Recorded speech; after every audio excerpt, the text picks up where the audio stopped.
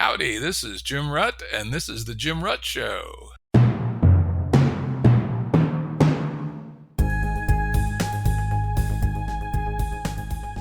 Listeners have asked us to provide pointers to some of the resources we talk about on the show.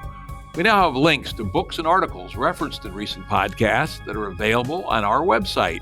We also offer full transcripts. Go to jimruttshow.com. That's jimruttshow.com. Today's guest is Jeff Gomez, CEO of Starlight Runner Entertainment. This is going to be a special show, Jim, because I'm not nearly as sharp as some of your other guests. But thank you for having me on. Yeah, great to have you. Don't sell yourself short, Jeff. We've known each other for I don't know how many years, a while, and you definitely got a lot to add to the conversation. Well, thank you. Anyway, Starlight Runner is the world's leading producer of transmedia entertainment franchises and corporate narratives. They have worked with the top studio executives and producers in Hollywood on many of the most successful entertainment brands, extending them across multiple media platforms. Some of their projects have included Pirates of the Caribbean, Star Wars, Men in Black, Spider-Man, and James Cameron's revolutionary film Avatar. Jeff, could you give me an example of where you did your magic on one of these projects? Wow. Oh, is that all? No. One of the preeminent was with something like Pirates of the Caribbean, where we are approached by the Disney company because the first Pirates movie did so well, but it was an unexpected hit. And the Disney company wanted to do sequels, but weren't exactly sure how to leverage the intellectual property across all the different divisions of the company. They hadn't made very much money in licensing and merchandising the original Pirates movie. They just weren't ready for it. So our job was to figure out what made Pirates so successful. What was the mechanism in the story, besides the movie stars, of course, that could be leveraged across comic books and video games and novels, the things that would allow for Disney to capitalize on the property. And so our magic was really to determine the essence of what made the Pirates universe special and to work with divisions like Imagineering on the theme park ride or their interactive division on the massive multiplayer online game to make sure that the essence of Pirates, what made that movie so much fun, was infused into these different products. Cool. I had no idea that it was a surprise hit because, truthfully, not being a Pirates fan myself, I haven't really dug into it. But my favorite nephew swears it's the greatest series in his lifetime. And he's like, wow. And he's like 33, 34 years old, right? And he goes, it's the Lord of the Rings for my generation, is the way he describes it. And he knows I'm a Lord of the Rings fanatic. So he couldn't get much higher praise on, the broader concept. Well, maintaining the integrity and continuity of that rich universe as it develops into all these different spin-offs and product lines was our job. And we came to appreciate it the same way he did. It is kind of this epic fantasy that deserves to be kind of respected and maintained. Yeah, this is sort of a side question, but it just struck me. How do you keep it from getting cheesy, or as they say in the series TV world, jumping the shark? It's actually very difficult because in Hollywood, the visionary is still the director, perhaps the producer, and sometimes they don't quite have their finger on what exactly made these movies special. So sometimes we're allowed to a kind of speak truth to power and go, this screenplay doesn't quite nail it. And sometimes we're told to shut up and let them do it. And so we have watched sequels to the works that we've worked on maybe not be quite as good as the previous one. It's a part of the job. Yeah, well, those of us who go to movies a lot know that happens all the time. But sometimes you get a big surprise. Like, I still think Terminator 2 was the greatest one in the Terminator sequence, right? That was awesome. Yeah, in fact, I'm going to go watch it again right before I go see the new Terminator. Jim, I knew you were a nerd, just not this kind of nerd. That's fantastic. I'm basically all kinds of nerd. In fact, I think I'm going to coin a new word, polynerdishness. I'm with you on the polynerdishness. Yeah, exactly. Yes, I did a little research before this episode. One of the terms that keeps popping up about you and your company is transmedia storytelling. Could you tell us what that is? That's a fancy term for, being a nerd. Well, think about your experience of reading Marvel or DC comic books, how every so often Iron Man can show up in Spider-Man's comic book, or Spider-Man can team up with the Fantastic Four. Those were story worlds, those Marvel and DC comic book universes, and in doing so, there was a kind of intertextuality. There was the ability for characters to visit one another and still have a kind of persistent universe going on there. When I was young, I wanted this for the Godzilla movies. I wanted this for Planet of the Apes, and I was often disappointed because the licensing and merchandising of these properties was done in a kind of casual fashion, and nobody was interested in making sure that Cornelius spoke in the same manner in the comic books as he did in the movies. The Planet of the Apes cartoon show had dinosaurs in it. What are dinosaurs really doing on the Planet of the Apes? It's I couldn't deal. That's because those worlds didn't have integrity. Transmedia storytelling is the methodology to take a story world and disperse it across multiple media platforms in ways that allow for it to retain a kind of canonicity. There's a continuity from one medium to the next. The quintessential transmedia universe is Star Wars. Right now, if you read a Star Wars comic book, it is in canon. That's the official story, an official story set in the Star Wars universe, as are the novels, the movies, the animated series. And when you assemble these pieces of the story world, they fit together, sometimes almost perfectly, and that gives the fan pleasure because everything that they're encountering, everything they're paying for, counts as an addition to the story world. My job was to kind of introduce this concept or help introduce this concept to the Hollywood studios and the big video game companies as a method to increase fan loyalty and sell more stuff, but also to create a kind of integrity to these story worlds as massive entertainment expressions, almost like artistic expressions, if you will. Well, the world builder function is an artistic creation, I'd argue, as someone who's fooled around a little bit with building a few games over the years. The first thing you have to do is envision your world in either greater or lesser detail. It sounds like transmedia storytelling starts with building or extracting from a first property a world and then making it rich enough that you can say whether X is canon or not. Is that a reasonable take? I knew you were my kind of guy, Jim Rutt. Yes. And of course, the thing that I nerd out the most on is Lord of the Rings. I've read the trilogy 37 times. Holy mackerel. And I'm getting ready to read it for the 38th time. The weird thing is you get something new out of it every time, believe it or not. But Tolkien, as real fans know, spent many, many years, decades, creating this world first before he wrote the book, right? And in fact, that's correct. Lord of the Rings is embedded in a much larger narrative, Silmarillion, et cetera, and some other little bits and pieces and things that were never published. And so he's, invented languages, invented genealogies, and it's all reasonably consistent. In some sense, he might be more or less the father of this approach. Fairly close to it, Jim. I actually, I started with Tolkien. I started with The Hobbit and The Lord of the Rings. And this was when I was very young, but old enough to understand that everything I'd read up until that moment felt like the author was just making up a story.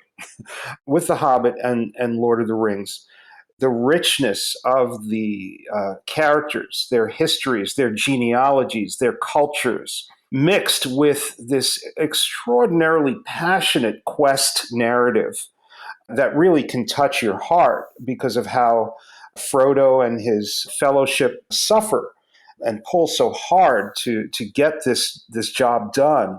That combination of things felt absolutely palpable and real to me, and made me think, I need to know how he did this. It was like a magic trick. How did you convince me that this fantasy world is absolutely real as I'm experiencing it on the page? And that started my own quest to understand the engines of narrative, how story is put together across the world and throughout history. Very interesting. Your narrative seems to be the base on which you have built. Could you define exactly what it is you mean when you say narrative? Narrative, the way we see it at Starlight Runner, is slightly different from story. Story concerns itself with plot and theme and characters and so forth. But narrative, to us, is the foundational structure of story. These are the elements that allow for the story to unfold in any direction, backwards or forwards through time. But it also allows for the communication between the audience and story. You see, I already was kind of getting in touch with the 21st century way back in 1979, 1980, and I came to understand that through the internet and my early dabblings with it, that the audience was going to have a role in narrative structure, that the narrative is going to have to acknowledge the participation of the audience if it's going to survive into the 21st century. So narrative isn't just the structure of story, how story is built. It also takes into consideration the response and the participation of the audience. So narrative is a river that we as audience members are tributaries into. Wow, I love that. I guess some of the examples of that two-wayness, first one I remember, I'm sure there must have been earlier ones, was the whole phenomenon of Trekkies and the conventions of Star Trek fans, et cetera, and how that fed back into the narrative, I expect. Is that a good example of that two-way nature? It is absolutely a great example and a kind of foundational example. I mean, before Star Trek, we bought our Lone Ranger decoder rings. I mean, maybe not me personally. That is even a little bit before my time. We could dress up as the Shadow. But with Star Trek, there was so little of it, right? And we were so in love with it that we began to manufacture content around it and mail it to one another through snail mail. So this is the beginning of fanfic or fan fiction, and ultimately these networks of fans who somehow got in touch with one another, somehow recognized that we were scattered across the United States, began to say, you know what, why don't we kind of gather together to talk about this? And those initial Star Trek conventions in the very early 1970s were the result. And that birthed the first fandom, but also kind of the first truly transmedia effort. Perfect. I still remember how pissed off I was when they canceled Star Trek. I go, what the fuck? The only TV show that's actually worth watching and they cancel it? And of course, because it was the first, there was no Jeff Gomez around in those days. And I'm sure you read some of the Star Trek spin-off novels and stuff. Some of them really sucked, right? But well, yes. But the maintenance of that passion allowed for Star Trek to survive, 6 or 7 very lonely years in the wilderness until Star Wars ignited this fan interest in cosmic space movies. And Star Wars, of course, was the first. But you better believe Paramount Pictures ran into the studio and started shooting a Star Trek movie to bring that back. It wouldn't have done that without the support of the fans. Interesting. Actually, I'm going to just throw one of my little favorite topics in here before I move on to the next topic, which is Star Trek or Star Wars? Which one are you? This is going to touch on some of the things we're going to be talking about. It cannot be underestimated how deeply influential Star Trek was for me.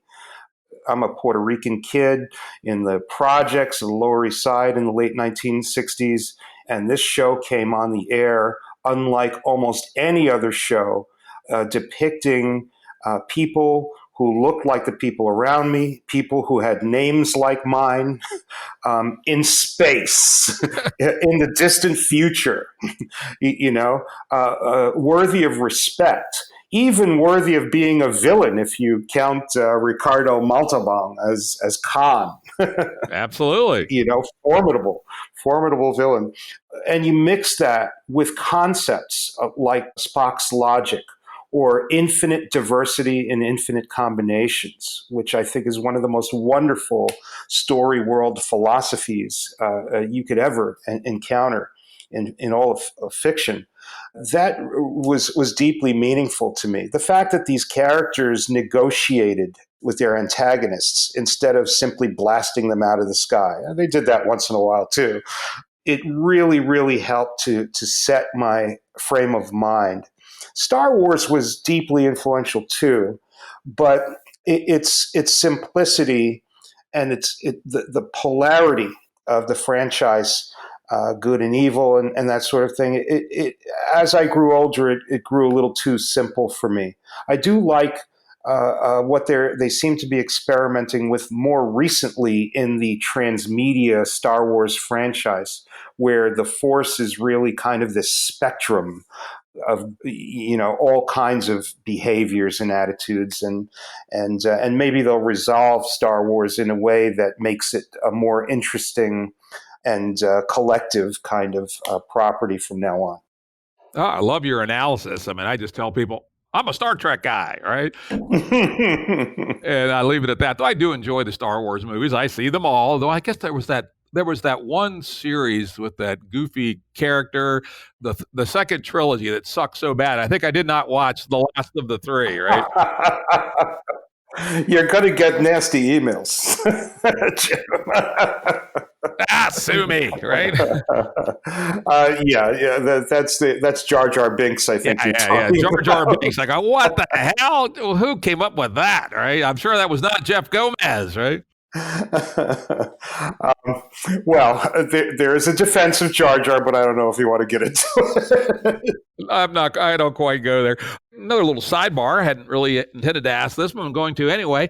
Where do you think is a really rich fan fiction community that, let's say, middle-class baby boomers and Gen Xers probably don't even know about? What would you say is a great example of that that's probably outside the view of people like me? There are fascinating collectives of fan fiction. It's unbelievable what some people refer to as boy bands.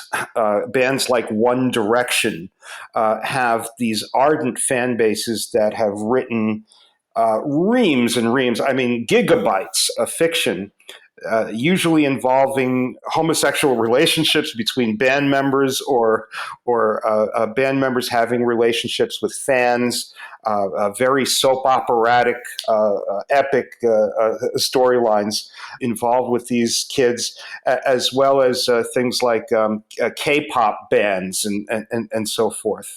There's oceans of it. In television, believe it or not, Supernatural, the CW television series, has a colossal amount of fanfic devoted to those two brothers and their adventures. Cool. I had no idea. I almost never watch anything that has advertising in it, so I miss. I try hard to immunize myself against bad memes being stuffed into my head. So I tend to miss things like network TV, and I have to say my musical tastes don't really go towards boy bands or K-pop, but that's interesting. I mean, Hey, that's my job, Jim. That's my job, and I have a TiVo still. a real live brand TiVo. Yep, the latest.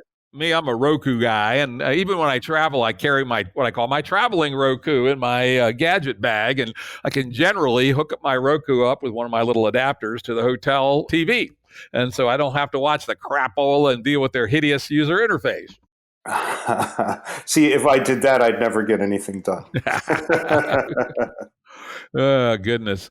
Another bit of terminology I saw, especially in the more recent materials that I reviewed before the show, is a concept that you guys call collective journey. Could you explain that? Gosh, Jim, the collective journey work is truly. I thought Transmedia was going to be kind of my signature work, and here I am with collective journey, and it's something that's so exciting for me. Back in the 1990s, I was a video game developer. I had developed some Nintendo 64 video games, and a company called Acclaim Entertainment approached me about building a massively multiplayer online game. This was early in that format, and so there wasn't all that much to compare it to. There was Ultima Online. I don't know if you remember Ultima. I probably still have an account on that. Yeah, EverQuest, Ultima, all those early ones. Go. Yeah, hell was it. Hell yes. Sure. So I looked at those games. I had not been a part of that. I did Dungeons and Dragons. So we were telling stories around the table. There were tangible little miniatures that you can move about, and you can engage in kind of dramatic storytelling face to face. And there was an emotional component to tabletop gaming that I found missing when I went into the worlds of Ultima and EverQuest. In fact, I noticed that pretty soon after I showed up in those worlds, I'd get myself killed. And I noticed that was a fairly pervasive problem. So here you are in a situation where there's an opportunity to tell a massive collective narrative where each participant could somehow count for moving the story of this world along.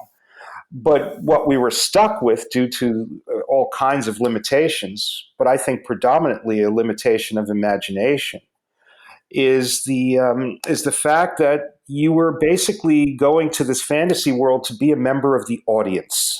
If you didn't get instantly killed, all you're really doing is kind of walking around looking at things and hoping that you can, I don't know, slaughter a monster or something like that every once in a long while, generate some treasure. It just wasn't that satisfying. It was a movie in which we were all extras.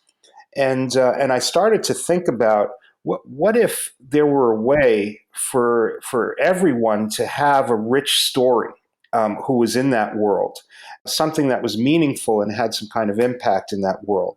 Well, I suggested this with some documentation to Acclaim Entertainment, and they told me to go away because, of course, to do that would have been to flip the table upside down and start from scratch and create an entirely new format for gaming. They weren't prepared to do that. They just wanted to do their Ultima game. That, by the way, never manifested. After I left, it eventually shut down.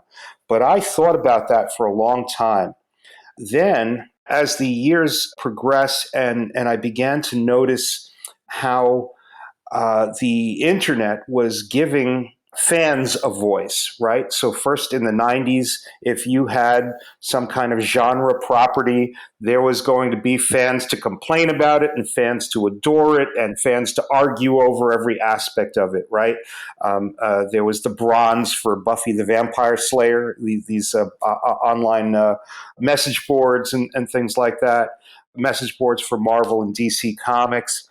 And that was interesting because I was a part of a comic book company, and we would read those messages and we would adjust the content in our comic books at Valiant Comics. That was really interesting. That was, to me, signified that an individual fan somewhere could voice their opinion and impact the business plan, the creative strategy of an entire company.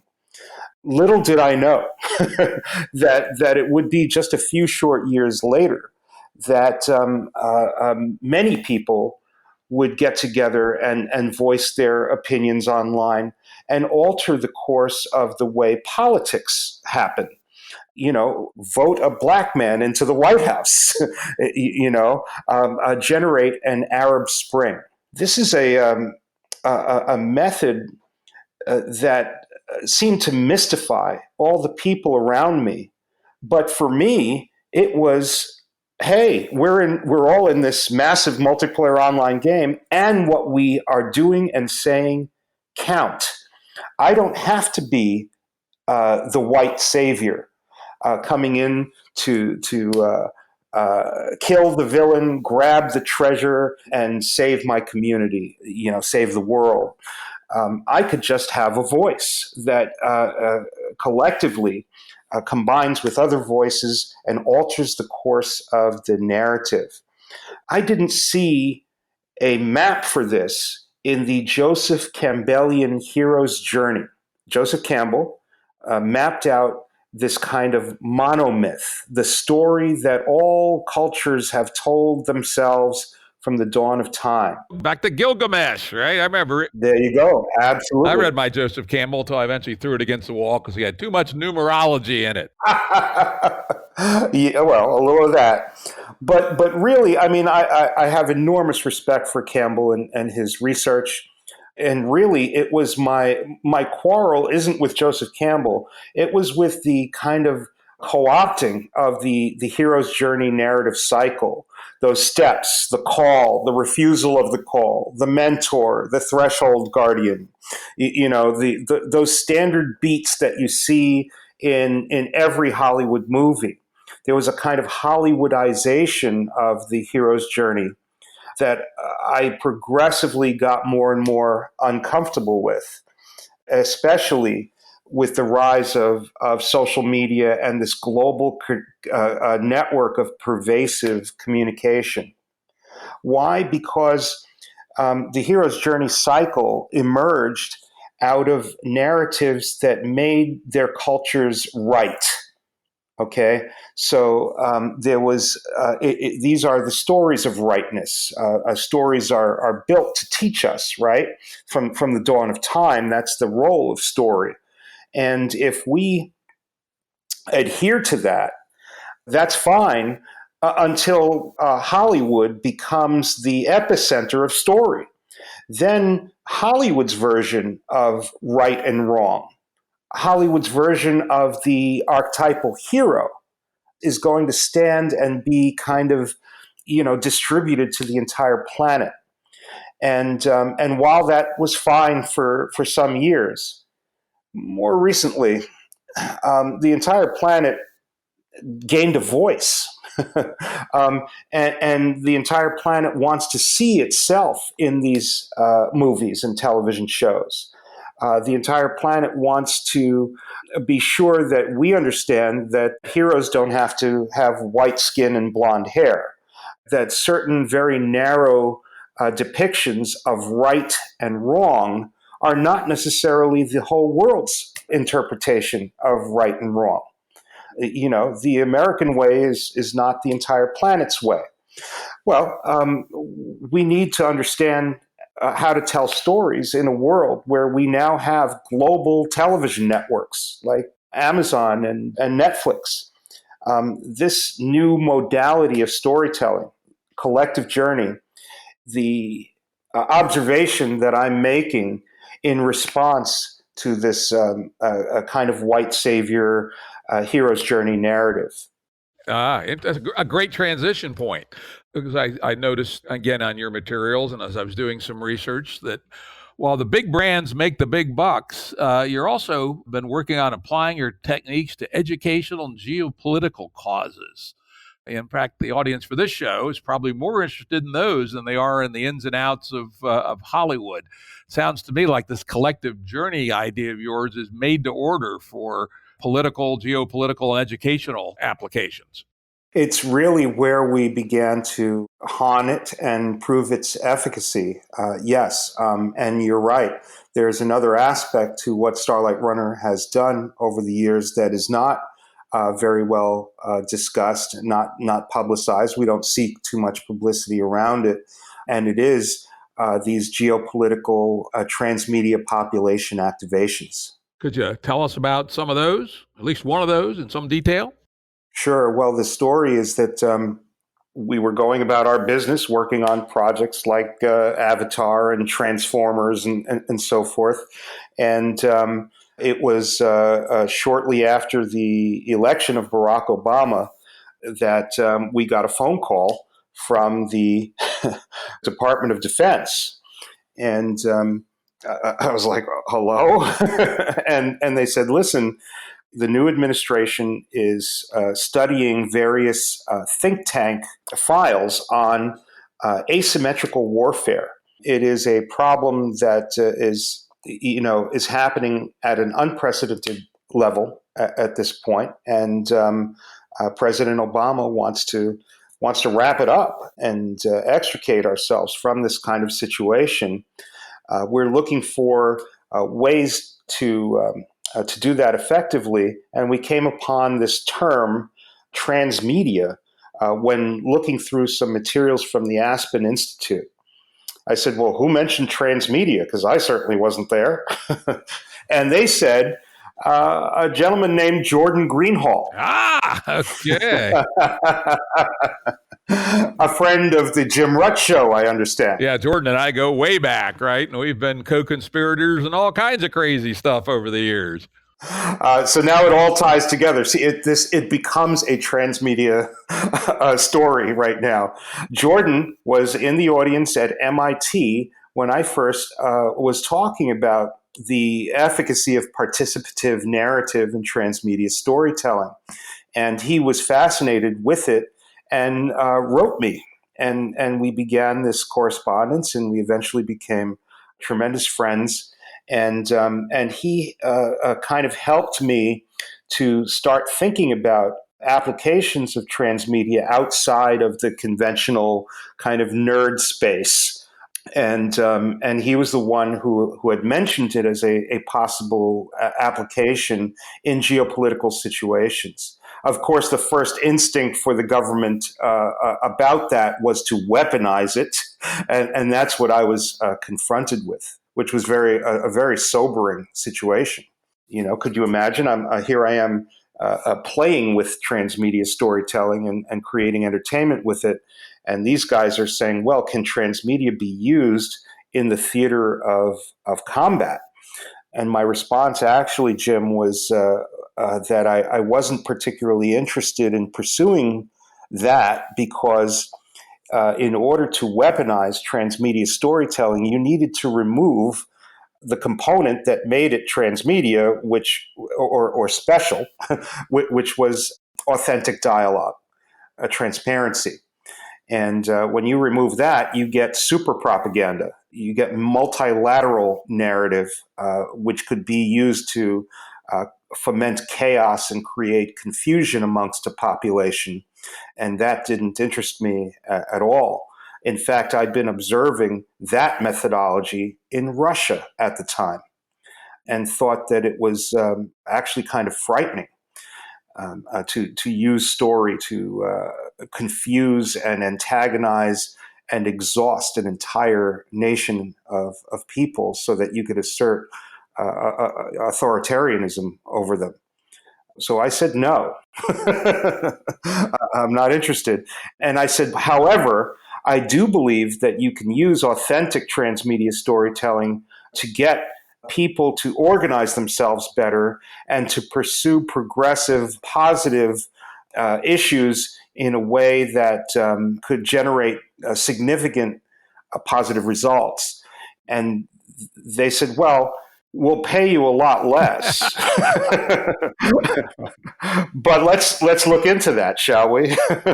And we did an experiment in Afghanistan that resulted in tapping into these towns in Afghanistan, tapping into an ancient mythic kind of tradition where if a stranger crosses into the town, they're protected no matter what. Collectively, the whole town has to get together and stand up for that person. So that person is safe so long as they're in the town. And that actually saved some soldiers' lives in Afghanistan. There was a Mark Wahlberg movie where there's a sequence where that actually happened. It was a depiction of an actual event. So that was successful. And so we began working with the DoD and United States Special Operations Command and other branches of intelligence and the military to promote a transmedia population activation elsewhere in the world.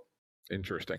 I'm going to come back to this and talk about Jordan and some of the things he and I worked on, et cetera. But I'm going to pick up on a line you just said about seeing what was going on in Russia. You're a good guy, but, what about bad guys using these same techniques? How would you suggest that people become aware that these techniques exist and can be used for evil?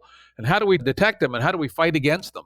That's been really one of my major concerns over the past a few years, because I'm extremely concerned about the fact that techniques that were once used to generate joy and to foment a community, fan communities, and things like that, in some ways have been corrupted and turned into scenarios that are promoting extremism, internal conflict, strife, dividing and conquering entire peoples.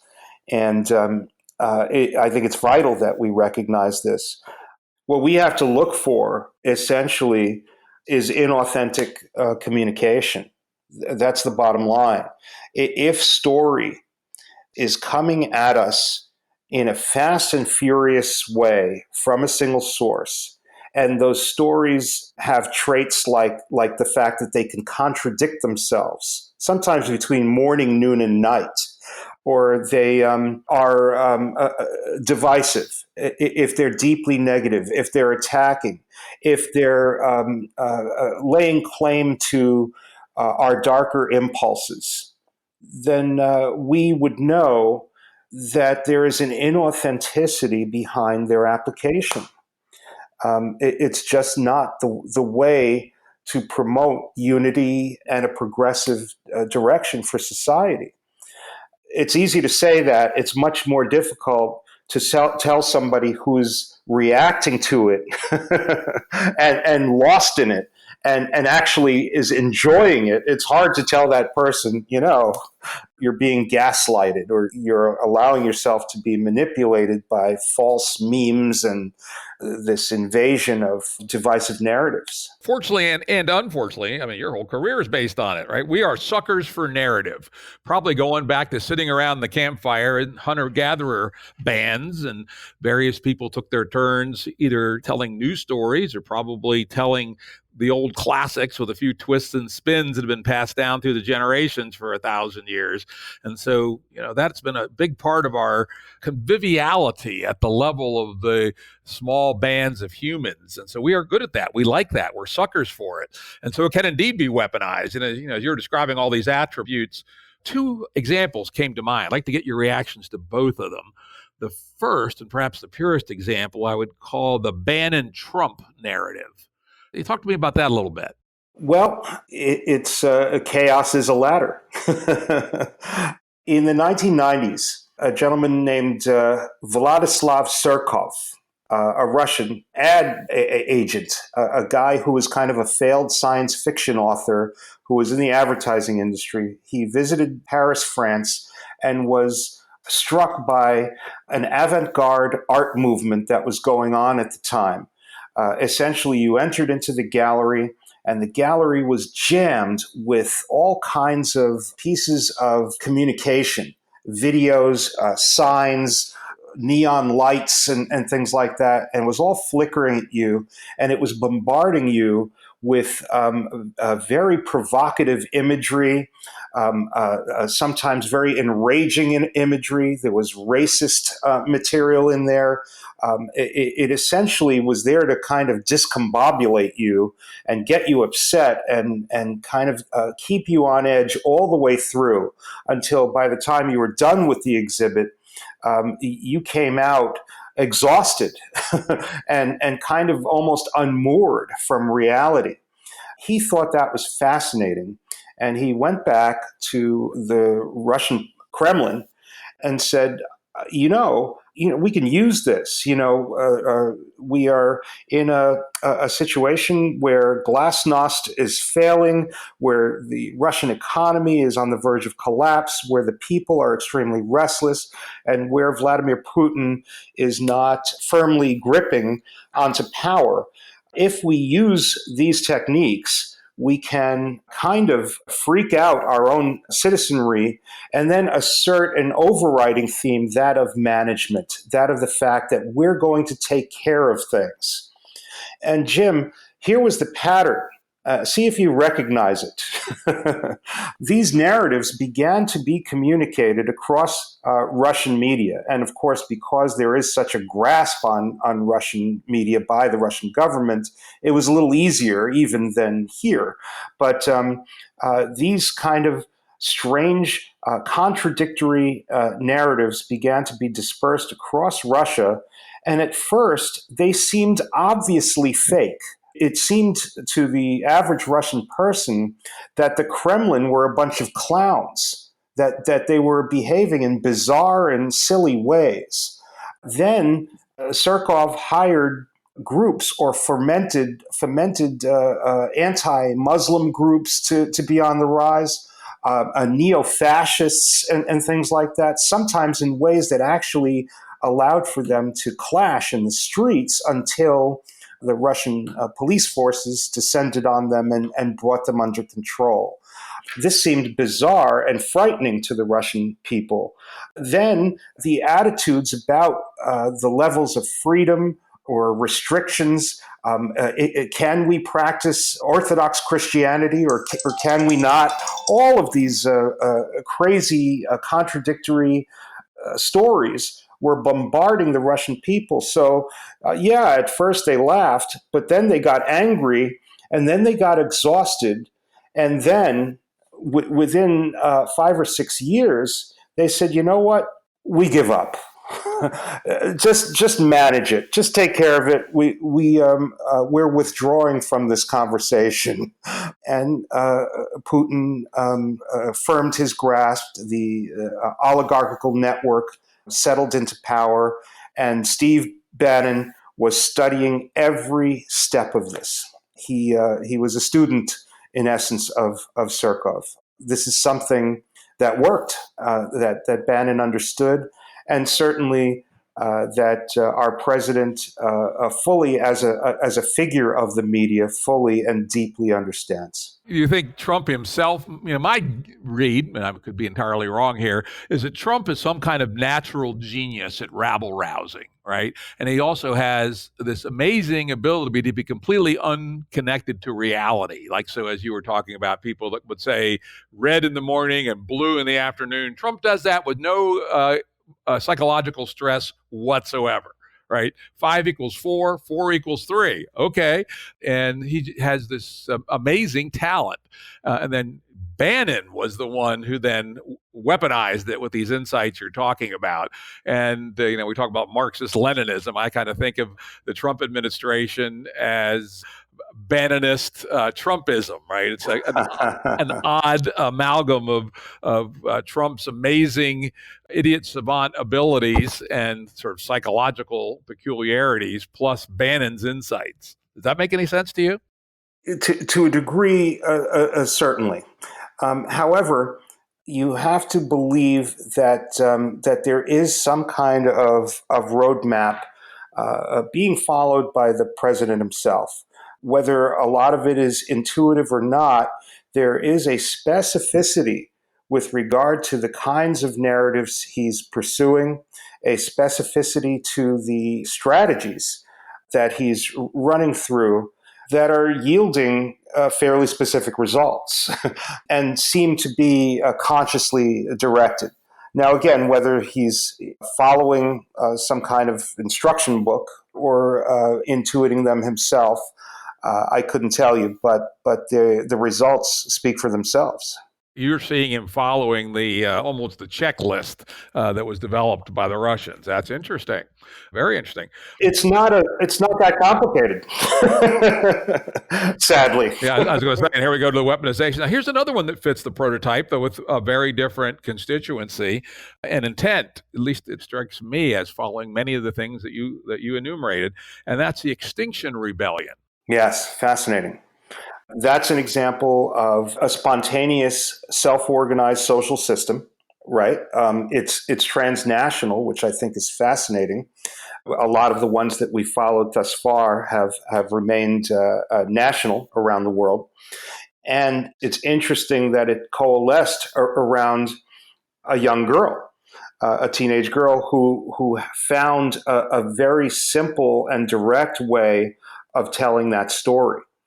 It seems to be building momentum based on the power of narrative, how easy it is to pick up on, and of course, how easy it is for people in this day and age to participate in these kind of rivers of narrative, these kind of collective journeys. Yeah, and of course they also, they're pressing the piano keys for darkness very heavily, right? And saying a lot of things that aren't true that spin people up in terms of, the world's going to end in 12 years, blah, blah, right? And there's no nuance to the story at all. It's very pruned down to be easy to digest, press all the negative buttons one can imagine, etc. Well, I think one can account for the role of Malcolm X as opposed to Martin Luther King.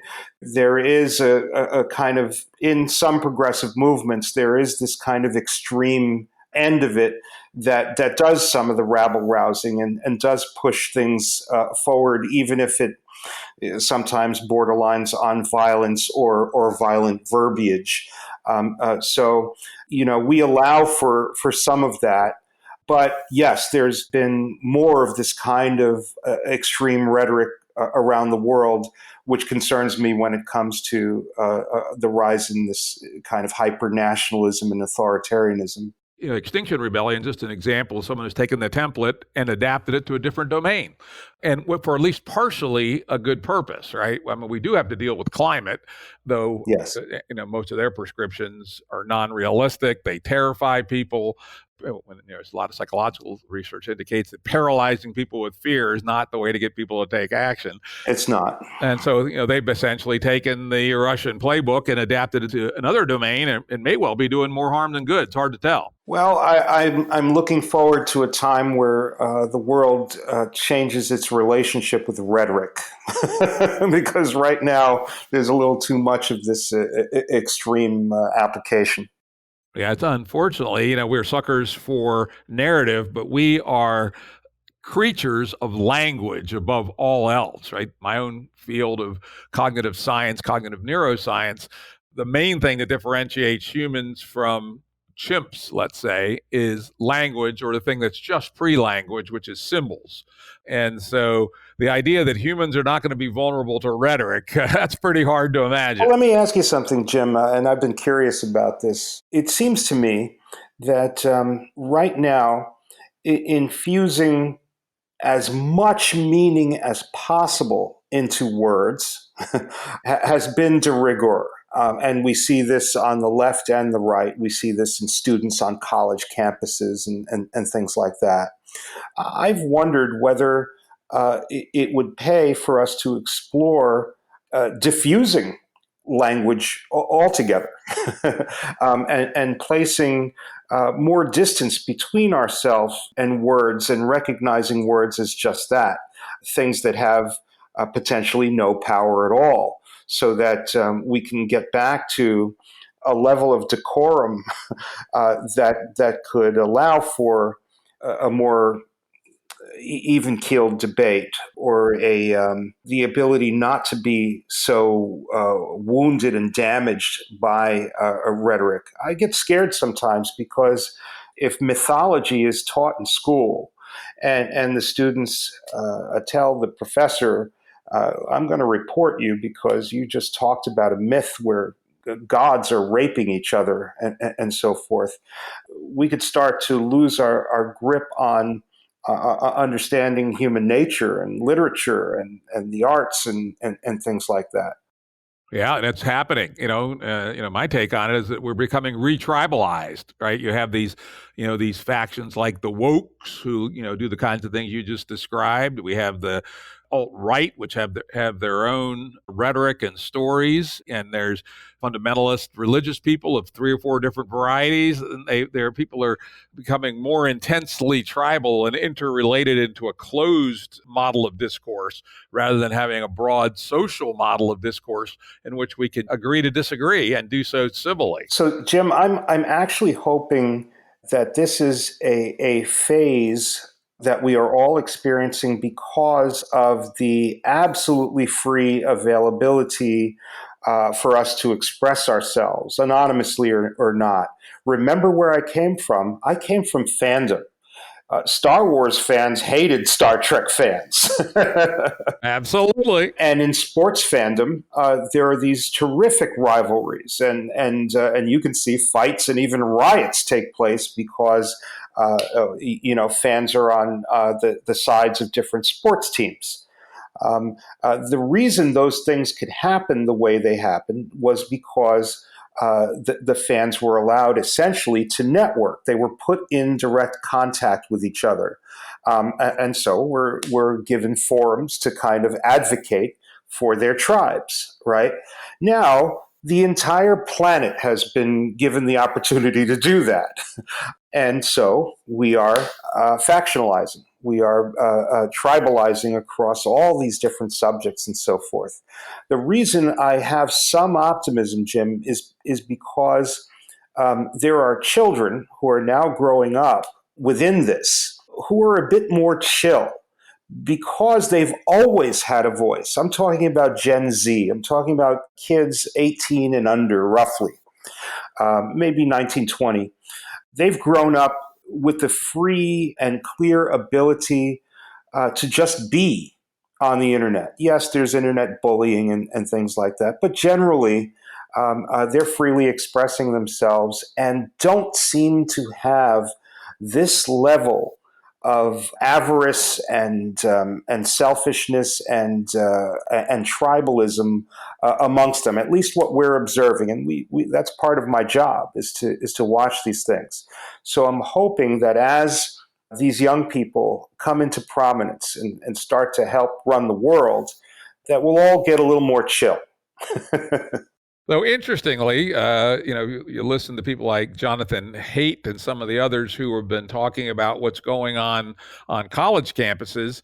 The reports back seem to be that actually it's getting worse on college campuses, that this woke phenomena is just completely out of control, and the examples that you gave, and that if anything, this tribalization is at least on college campuses. I can't say less for the non-college people, which of course people need to remember is 2/3 of the country, but at least on college campuses, this pressure cooker of tribalization, not just the wokes, but also the anti-wokes are also binding together with, becoming more and more inflammatory, et cetera. So I'm not sure that what we're seeing in the 18 to 21-year-old crew actually bears that out.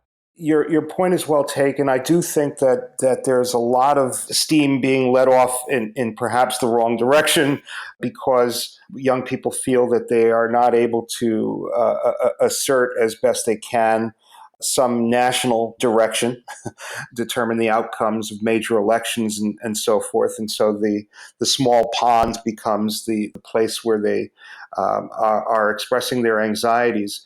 But I also think that the generation gap is pretty much the largest one that we have ever seen in the history of humanity.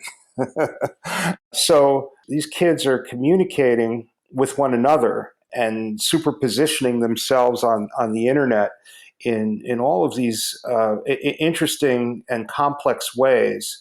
And their professors, who may be 10 or 20 years older than them, don't have access to any of that, and have very little understanding for what amounts to an entirely different way of being, with its own language, with its own cultures.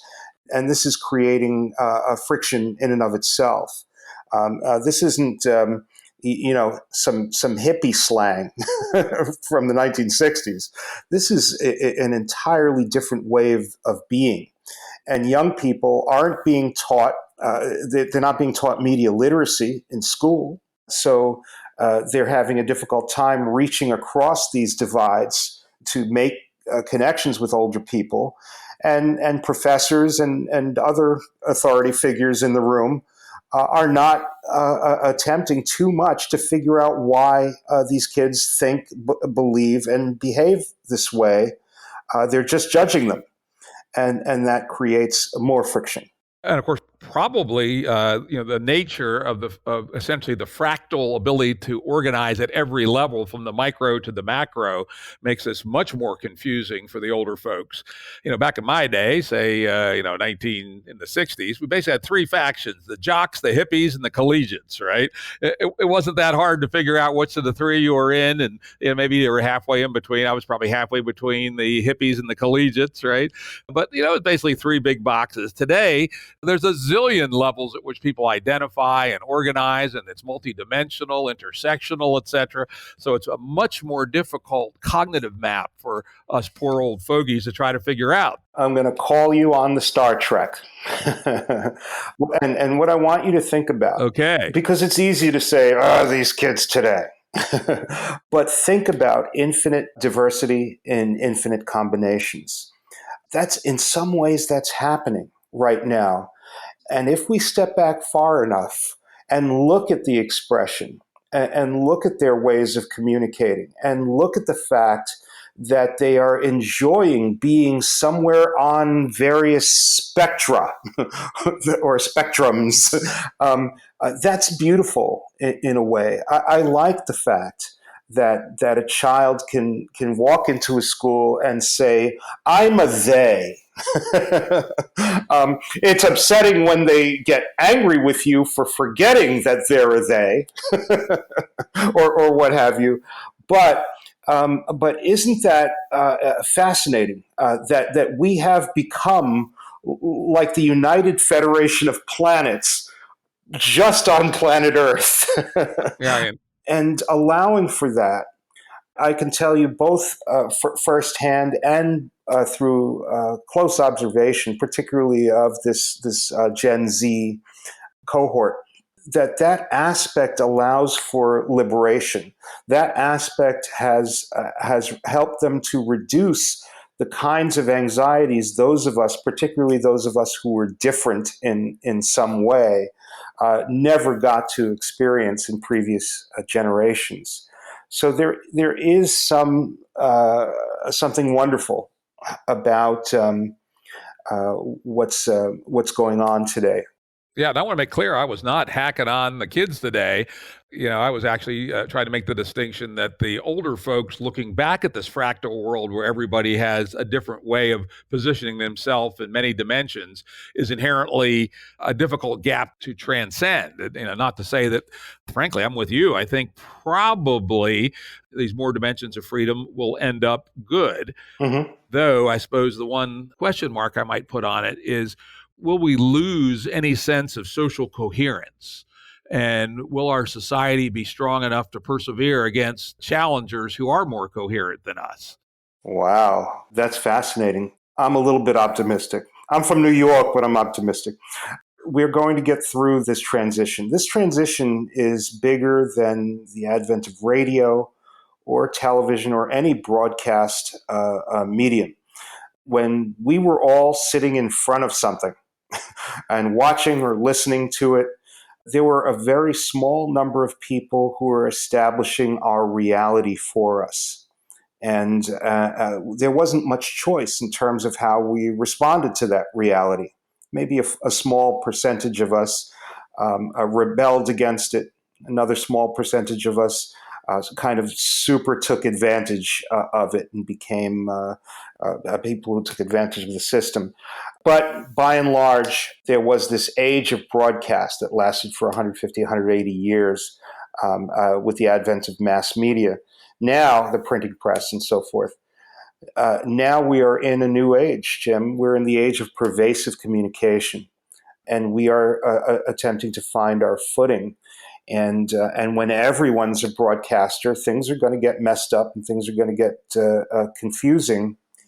And people, have learned how to try and fire cannons near the murmuration of birds, to kind of try and push us in certain directions. That's those multilateral stories, like what happened in Russia, maybe what's happening here in the United States today. But we're going to get a grip, I believe. We're going to start to figure out what these methodologies are and how to kind of, transcend them. And then our diversity will become a strength. I don't believe that we're going to diffuse ourselves out of existence. I think we're going to be able to get our act together. I like that. It's a good thought, hopeful enlightenment view, I would say, right? And think about, who's our global competitors for whose model will dominate the future. We have the Chinese on one hand, which is the absolute opposite, right? And then we have the Russians, which are essentially chaotic. And if we can maintain a disciplined but free, essentially the Enlightenment ideas, right? We may be able to explore the opportunity space better than any of the people we are in competition with. But Jim, in order to do that, we cannot submit ourselves to a multipolar world.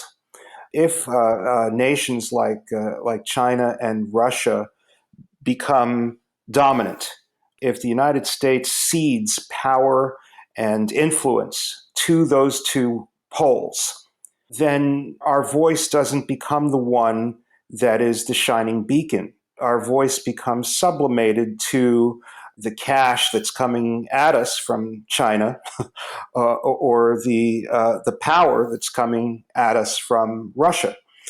And so we have to be careful about remaining not just great storytellers, but aspirational storytellers and aspirational people.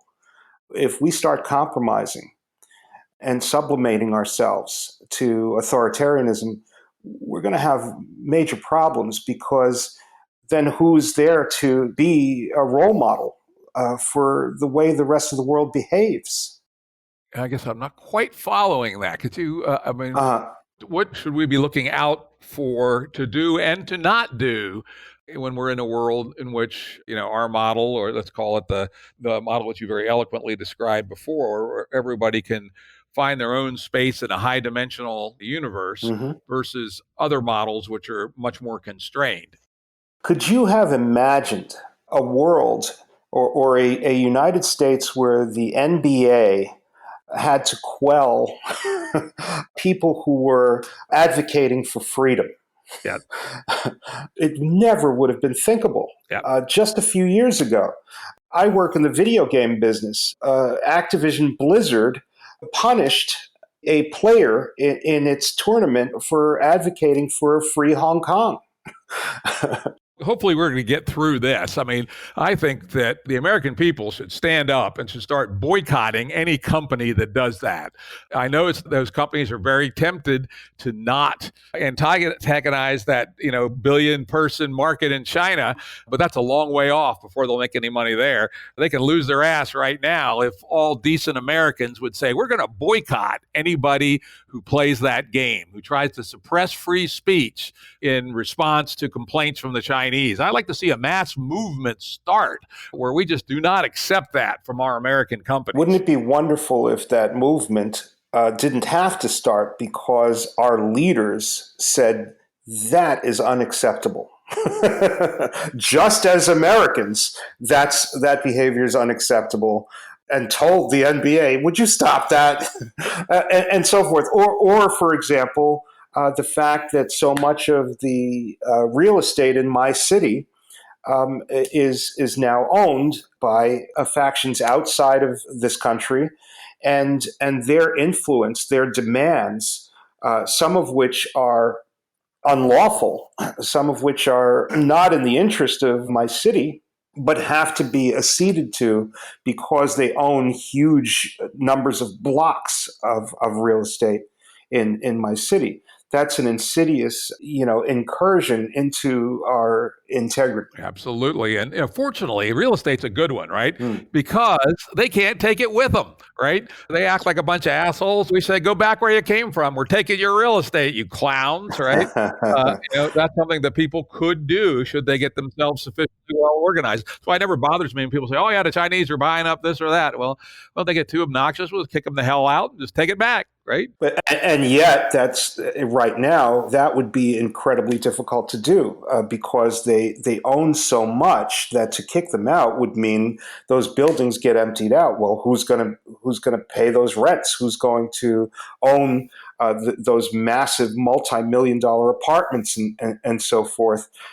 It would be easier to just kind of quietly give them what they wanted, which corrupts our politics, corrupts our civic situation here, and it can be not that easy to do, just to simply say, beat it. Yeah. So these are forces that are pressing on us. That if our leadership is not holding to the foundational values, the American narrative, if that kind of collapses on itself, then we could easily be overwhelmed by these techniques, these strategies, these stringencies, these different ways of being that could cause our fall.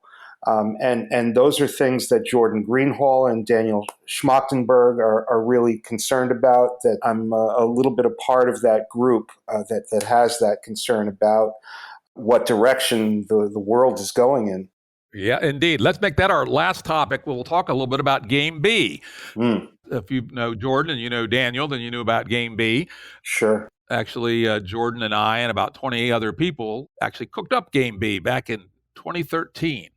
And we developed a fair amount of doctrine. Then it didn't really seem to be going anywhere. And we all kind of went our way and did our own little Game B-ish stuff, or not.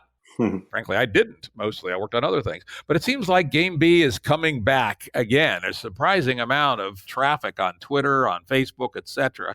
And for those listeners who don't know what it is, you can go check out the Game B group on Facebook, or check out Game B, all one word, hashtag on Twitter, and you'll see a surprising amount of traffic. And essentially what Game B is it's still a fairly hazy and rough attempt to define a new social operating system for at least the civilization, and maybe for the world, that keeps us from committing ecocide, which we appear to be on, despite what I said about Extinction Rebellion. The basic idea is correct, that if we don't reform our ways, we will destroy the carrying capacity of the earth, and there'll be a massive die-off.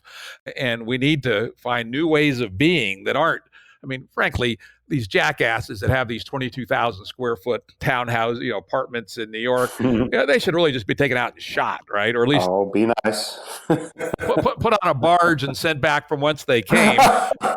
And a garbage barge at that. and then fill those places full of the homeless, right? How many homeless people are in the United States, right? No reason we couldn't do that if we had the will. But that's just an example of some radical thinking outside the box. The whole idea of Game B is to let's start with a blank sheet of paper. No, we want to avoid ecocide and a major die-off and collapse. And essentially, we want to create the operating system, the values, the way we react with each other, the ethos, to make a truly better world. In fact, the original Game B, we had a concept of, what do we say when we want the Game B world? It's basically to create a society, this is, I think, very simple but powerful, that we would be happy to live in ourselves, truly happy, right, and proud to leave to our children. I don't think we can say either of those things about our current world. At least most people can't. And so we start with that. At this stage, it's still preliminary, but it struck me when I was doing my research that you build imaginary worlds. Yes. At some level, that's your superpower. Game B is in its own struggling, early, partial kind of way, trying to think about what a new world would look like. Of course, we have the constraint in the Game B space that we're operating in the real world, right? Yes. When you're developing an imaginary world for a movie, you have a lot more degrees of freedom. But let's jam a bit. What are some things that people should be thinking about when we're designing? Designing is too strong a word because it has that utopian flavor, just follow these directions. We know that's not the way it's going to be. It's going to unfold organically in a network basis, partially and experimentally and evolutionarily. What advice would you give to the Game B world from your experience in narrative around the collective journey and even transmedia might be useful as this community of people tries to invent the future, a better future than the road we're on otherwise? I certainly think Game B is fascinating. Some of it floats a little above my head at moments, and the story sometimes is not quite well told because you have all of these extremely brilliant people talking to each other about it, and the ability to enroll people who may not quite be as brilliant, but still could have power and influence, that hasn't quite gotten there. So the story needs to be told a little better to start with in order for greater influence and success to be achieved.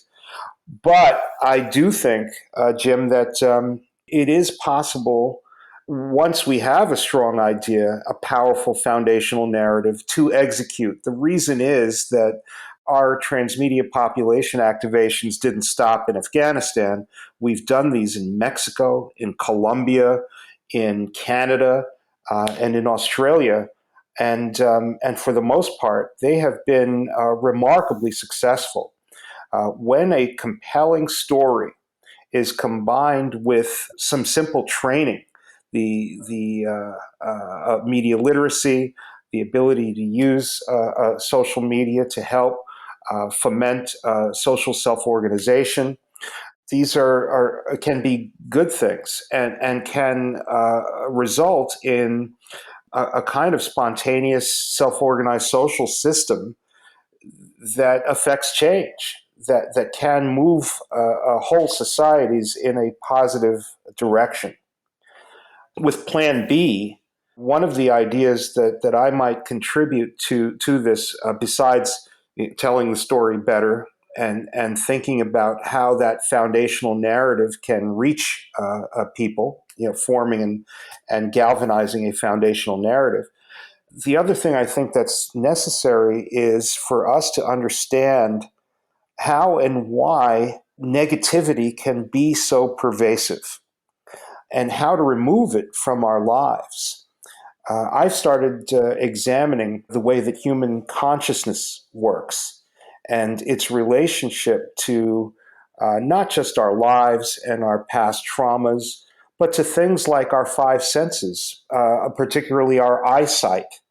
Can things be done to wake us up, to make us use our brains more efficiently, more effectively? Daniel does this with Neurohacker, those nootropic supplements that he's developed, and those are fantastic. I take them. those have helped me think more clearly.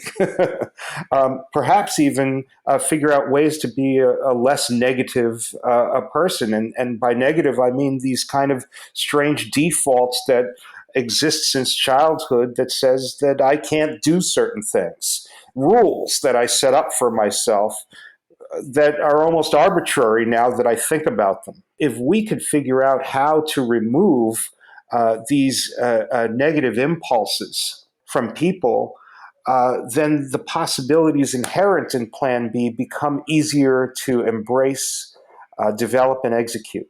Interesting. So, in part of the great Game B conversation, there's a tension between personal development, I guess I would describe it, and building institutions to help us be better people. Sounds like your suggestion is to start with the personal development side, maybe?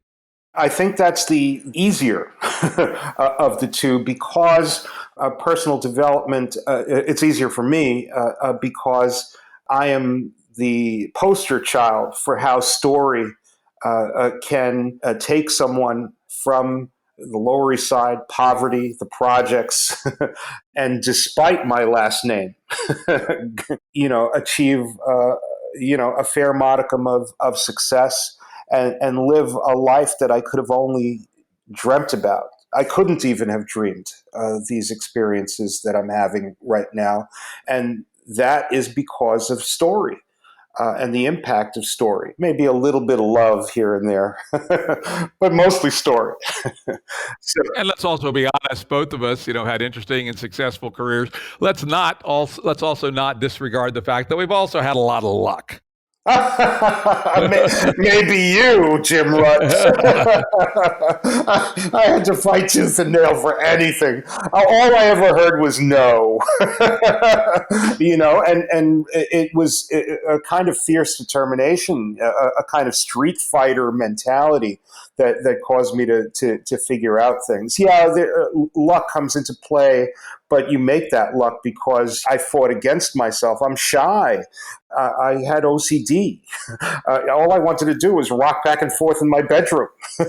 So it was a real fight, a grappling with myself to push myself into these social situations that resulted in the luck of meeting certain people or the opportunities that happen to come along. So, I try to teach young people about how luck, don't think about luck because you've got to, there's a lot of work to be done in order for luck to come into play. I say the same thing. If you push against the world hard, your share of luck will probably come your way, plus or minus a little bit. But the other part of it is you have to be prepared and fearless and courageous and go with it, right? I still think about the amazing bit of luck I had when I was 26 or 27, but it involved quitting my job, my wife and I both quitting our good jobs, moving to Boston and starting a company with some guy with a story, right? And most people thought we were nuts, and we did it, and it was successful, and that changed the complete trajectory of our lives. Oh, that's fantastic. Because the luck was meeting this guy at the right time in the right place, but the other part of it was being decisive and courageous and willing to follow that opportunity. That's right. That's right. Any final thoughts for the Game B folks as they continue to work together as a ill-defined cloud of people to try to define this future? An aspect of Game B that I've heard about seems to center on erecting new social media platforms and other kinds of communication tools and things like that. And I've been more someone to want to leverage the platforms at hand. When Starlight Runner goes to these movie studios or video game companies and so forth, the first thing that we ask them is, what do you have access to? For the Walt Disney Company, it's everything, already. So that's the palette from which we do our work. So I would rather Game B be implemented across established multiple media platforms than take the time, effort, and massive cost to invent the so-called trust platform or some other kind of interface or software that could make this thing work. I think a lot of the people of the world want it to be better, and will respond if the story is well told. I agree with you. Truthfully, we tried to build our own platform back in 2013. And as you would have predicted, it was a whole lot of work and didn't get any traction. Much easier to tell a better story across the platforms that exist. The other part that I push heavily is my doctrine of weak links and strong links. And that is that no matter what platform you're on, most relationships in the online world are inherently weak links. You know, the people that I know only through the internet are generally not people I would, ask to help me out if I got into a jam, or as I like to say, a friend is someone that will help you move. A real friend is somebody that will help you move a body, right? And I doubt you make too many real friends on the internet. So I keep pushing, and I think it's being accepted in the Game B world, that we need to build a tapestry that uses the inexpensive, wide-ranging weak links to meet people, but then to damn sure make sure that when we can, get together face-to-face, and also to build a real face-to-face community where we live. Because as apes with clothes, we really are all about being with other humans. Conviviality is the word I think that's starting to be used in Game B to describe the fact that what really rings our bell is being with our friends, our family, having food and drink and singing songs and clapping each other on the back and telling jokes and those kinds of things. And I certainly hope that as Game B moves forward, it won't forget the real face-to-face human stuff and overemphasize the network stuff. I'll agree with you, Jim. Don't underestimate the level of intimacy and connection that can be possible with the technological interface. As we stumble past augmented and virtual reality into scenarios where we will, in effect, be able to look into each other's eyes across great distances, I believe we can develop strong and powerful relationships, move the body kind of relationships. And again, we're seeing this with the youngest of the prominent generations. And if and when that's possible, it will be possible to activate very large numbers of them through a passionate storytelling and passionate requests for assistance. So that while you're seeing these massive movements coalesce and form, and in some cases push things past the tipping point to change, you'll be able to see them do this through work largely online that can bring us closer to the realization of Plan B. Just leave yourself open to that possibility, because it's something that's fascinating that we're seeing the seeds of right now. Yeah, that would be interesting. You probably don't know this about me, but I've been involved with building our online world since 1980. I went to work for the very first company that had a consumer online service. And so I've been doing, the many-to-many online social media, we'd call it now, There you go. for almost 40 years. And yet, there are some cases where I have made some relationships that are as good as the real world, but not that often. But it would be interesting if the new tools, and at some point they may be there, can do that. But so I guess I would amend my statement a little bit. Use weak links to reach lots of people, but build the real thing with strong links. And today that's mostly face-to-face, but perhaps in the future, as our technology gets richer and, as you say, something beyond augmented reality, maybe brain-to-brain networking, over time, the ability to build strong links could also move into the virtual, and we should be open to that and not close our eyes to it. I think it's not too far off, Jim. That's great. I appreciate the consideration. Anyway, this has been wonderful. Jeff, this was everything I would hope it would be. Oh, gosh. Absolutely rich and fascinating and wonderful. And we've covered a huge amount of ground, and I'm sure our audience will love it. I look forward to their feedback. They can connect with me through LinkedIn, Jeff Gomez, through Twitter, at Jeff_Gomez. Remember the underscore because the other Jeff Gomez is completely pissed at me. And Facebook, it's Facebook/Transmedia, but you'll find me if you type in Jeff Gomez. Great. Well, on that note, I'm going to sign off, and production services and audio editing by Jared Janes Consulting. Music by Tom Muller at modernspacemusic.com.